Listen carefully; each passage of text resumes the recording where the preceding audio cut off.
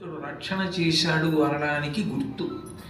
ఆయన గుణములు అనంతములై ఉంటాయి. అందుకే రుక్మిణీ కళ్యాణంలో లేఖ వ్రాసినప్పుడు ధన్యున్ లోకమనోభిరామ కుల విద్యారూప తారుణ్య సౌజన్య శ్రీ బల దాన శౌర్య కరుణా శంశోభితున్ నిన్నే కన్యల్ కోరదే మునురమా కాంతా లలామంబు రాజన్యానీకవ సింహనావననే జన్మించనే మోహముల్ అని అడుగుతుంది.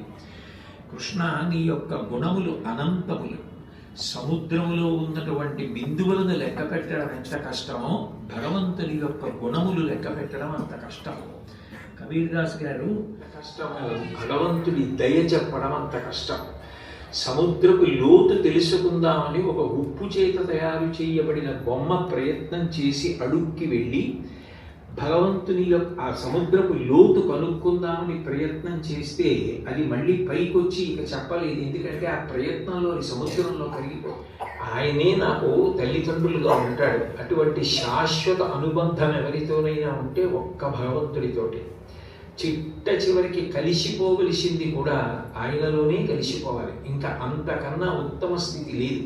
కామకోటి అంటారు. కామకోటి అంటే కామము అంటే కోరిక, కోటి అంటే హద్దు. కోరికలకి చిట్ట చివరి హద్దు ఏది అంటే ఇక అడగడానికి శరీరమే లేకపోవడం. కోరికలు ఎప్పుడు అడగగలరు? శరీరం ఉంటే ఏమైనా కోరికలు అడగగలరు. ఇక శరీరమే లేని స్థితి మోక్ష స్థితి. ఇక తాను ఆత్మగా నిలబడిపోగలగడం. అటువంటి స్థితిని కూడా ఇవ్వగలిగిన దేవరో ఆమె కామకోటి కామాక్షి. అంటే ఆ తల్లి ఏదైనా ఇవ్వగలదు. మోక్షమునే ఇవ్వగలిగిన తల్లికి మిగిలినవి ఇవ్వడం పెద్ద కష్టమా? అన్ని చెయ్యగలిగినటువంటి తల్లి. నేను తల్లి అననివ్వండి, తండ్రి అననివ్వండి, భగవంతుడికి లింగభేదం లేదు. అటువంటి భగవంతుని యొక్క ఉపకారము, గుణ విభూతులు, రూపము, వీటిని స్మరించడం భక్తి లోపల గట్టిగా ఏర్పడితే ఆయనకి కృతజ్ఞత చెప్పకుండా మీరు ఉండలేరు.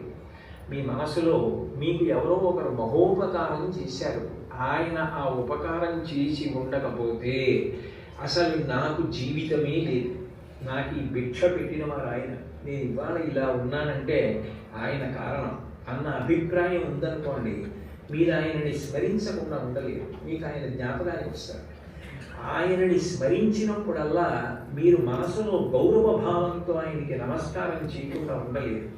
ఎందుకనంటే మీకు అటువంటి గొప్ప భక్తులకి నా హృదయపూర్వక కృతజ్ఞతలు తెలియచేస్తూ సెలవు తీసుకుంటున్నాను. మదాచార్య పురోగమై సర్వైశ్చ పూర్వైరాచార్యై సత్కృతాయాస్తు మంగళం.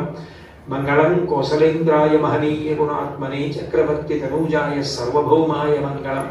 ఉమాకాంతాయ కాంతాయ కామితార్థప్రదాయినే శ్రీగిరీశాయ దేవాయ పదినాథాయ మంగళం. సర్వం శ్రీ ఉమామహేశ్వర పరబ్రహ్మార్పణమస్తు. స్వస్తి. పూజలో ఇదో విచిత్రం. అప్పటి వరకు నాకు మంగళాలు చేయమని హారతగిరికి వెళ్ళేటప్పటికీ నీకు మంగళం అవ్వాలంట.